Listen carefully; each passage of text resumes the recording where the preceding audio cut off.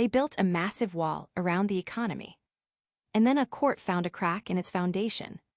This matters because the wall was built with real money.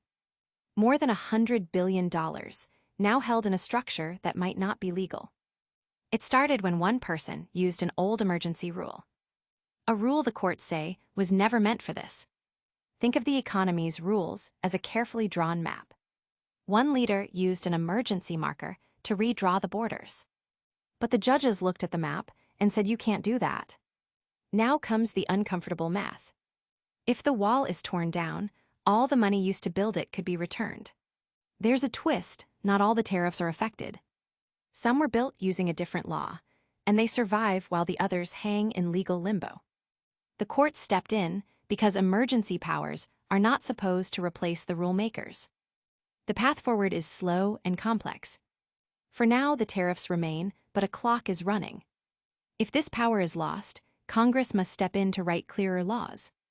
Which leaves one real question: who should control how the economy is shaped? Lawmakers who debate openly, or an emergency power that acts overnight?